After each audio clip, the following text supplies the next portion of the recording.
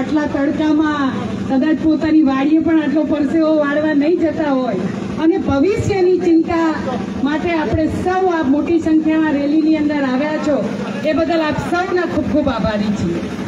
સાથે સાથે આપણો પહેલો જ પ્રશ્ન એ છે કે આપણે પ્રેમ લગ્નના વિરોધી નથી। સરકારને આપણે બધાએ જ કહેવું પડશે કે 18 વર્ષની દીકરી જે હજુ કોલેજમાં જ આવી હોય અને જાણી જોઈ અને એને પ્રેમ જાળમાં ફસાવવામાં આવે છે એના વિરુદ્ધ કાયદો બનાવવાનો છે।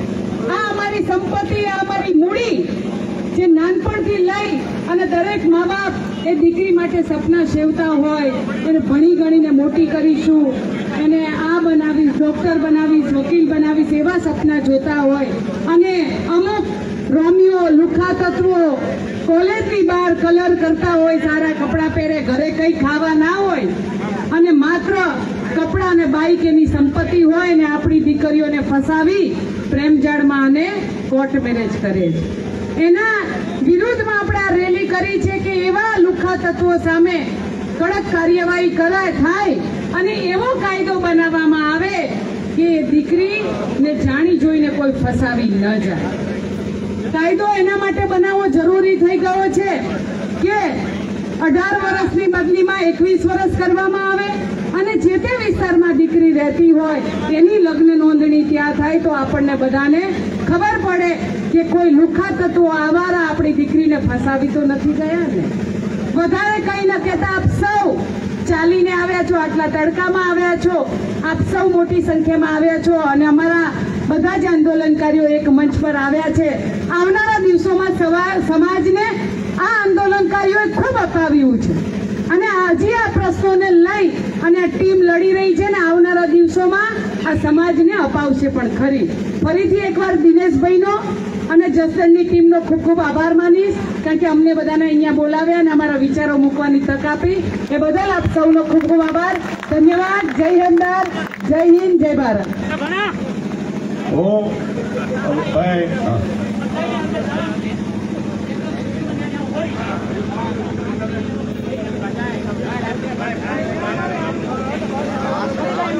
આપણે તમામ લોકોએ મામલતદાર કચેરીની અંદર જવાનું છે અને એમાં ડિસિપ્લિનમાં પછી જે 5-10 લોકો નક્કી થશે એ આવેદનપત્ર આપવા જશે પણ આપણે બધાએ જવાનું છે। અચ્છા, ઓકે સાહેબ ત્યાં આવવાના છે, બધા વચ્ચે જ આપણે આપીશું એટલે હજી કોઈ આજુબાજુમાં હોય તો આપણે અહીંયા કહેજો સમયસર પહોંચી જાય। હું આગળની વાત કરવા માટે વરુણભાઈ પટેલને માઇક આપીશ। જય સરદાર।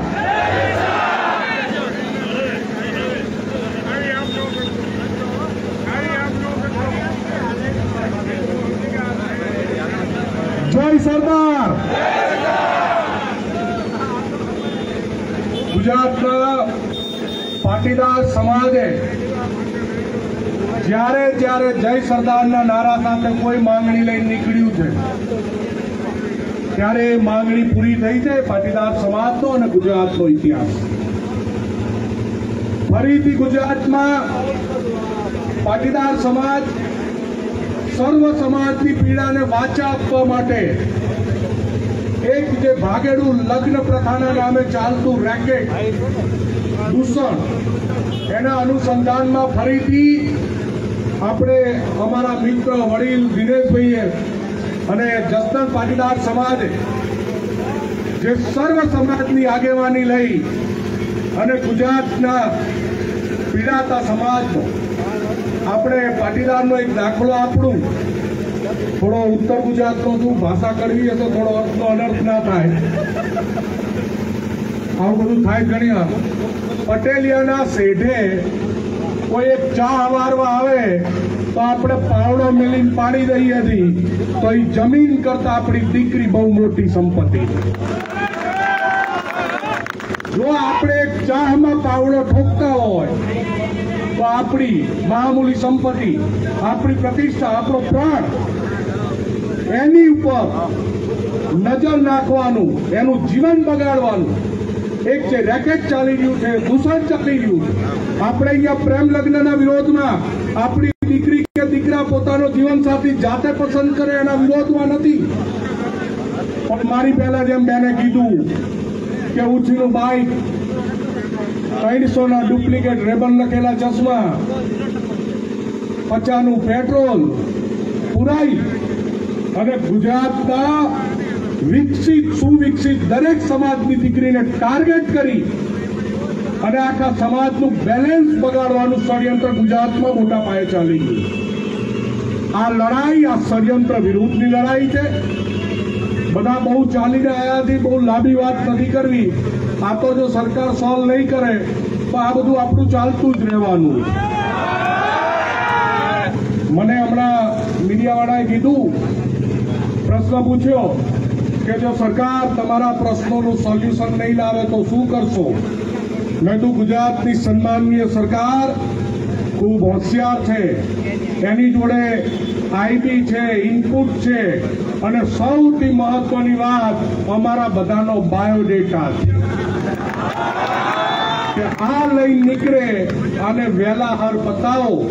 નકે આ ટોળું જે આવડું છે એ ગુજરાતના ટોળા ગુજરાતની સરકારે વિપક્ષે 2015, 17, 18 બધામાં જોયા છે.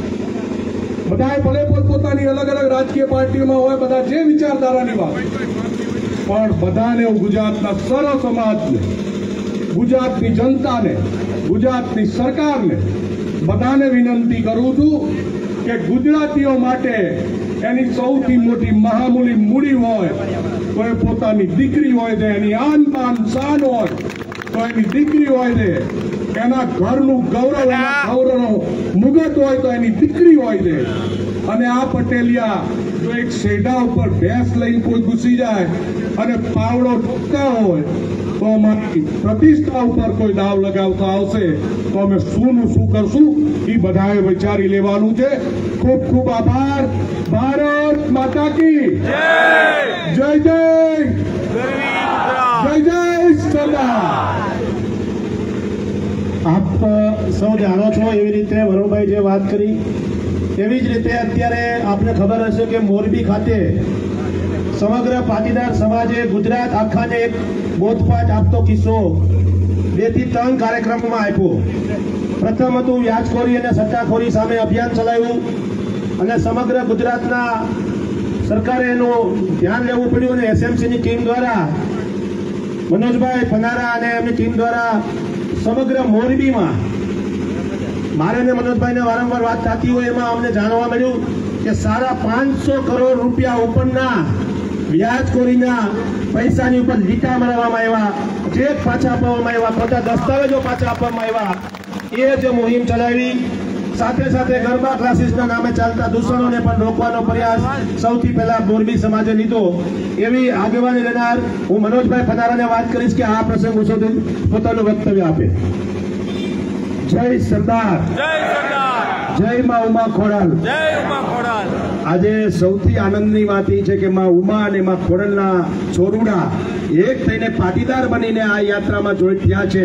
એ બદલ જસદણ તાલુકાના સમગ્ર પાટીદાર આગેવાનોને ખૂબ ખૂબ આભાર, ધન્યવાદ.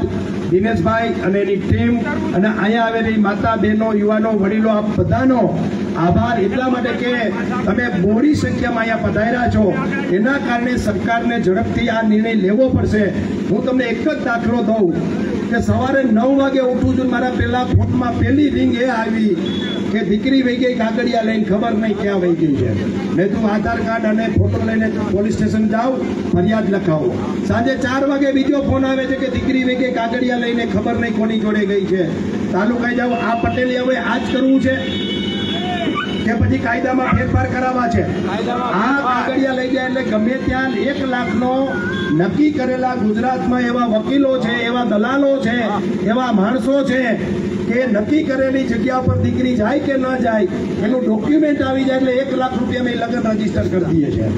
અને એના સાક્ષીઓ, એના પુરાવા, એના બ્રાહ્મણ, એનું મંદિર, આ બધું જ મેનેજ કરેલું હોય છે. અને લગ્ન લાખ રૂપિયામાં થઈ જાય, દીકરીની જિંદગી બરબાદ થઈ જાય છે. મા બાપને ખબર હોતી નથી 22-24 વર્ષની દીકરી કોના ભેગી વહી ગઈ. આ કરુણતા નહીં તો બીજું શું કહેવાય? વરુણભાઈએ જેમ કીધું એમ કે આપણે ભાઈના પાસે 5 લાખ કે 2 લાખ કે 50,000 માંગતા તો જતા નથી કરતા, અને આપણી મહામૂલી દીકરી કોઈ લુખો લફંગો કે આવો લૂચો માણસ વગાડી જાય અને આપણે કાયદાની આટીમાં આવેલા છે, એટલે હાથ જોડીને બેસવું પડે. એને લગ્ન કરી લીધા, હવે કાંઈ ન થાય, છતાંય પોલીસ સ્ટેશને આવે તો આપણે મા બાપને એમ કહી દઈએ દીકરી ઓળખતી નથી, અને આમ છતાંય દીકરી વરા 2 વર્ષ 3 વર્ષ 5 વર્ષ બોલો કાઢી મૂકે, 2 દીકરા લઈને આવે તો મા બાપને હાચવવી પડે. આનાથી વધારે સમાજની કરુણતા બીજી હોય કઈ મિત્રો? આ બધા જ દૂષણમાંથી આપણે બહાર નીકળવાનું છે.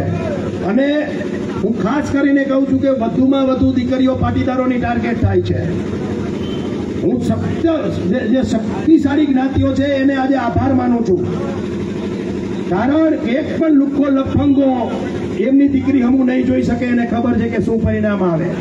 પટેલિયા ભોળા છે, ભાભેડા છે, માથાકૂટમાં ઉતરેવા નથી, એટલા માટે આપણી દીકરીઓને ટાર્ગેટ કરવામાં આવે છે.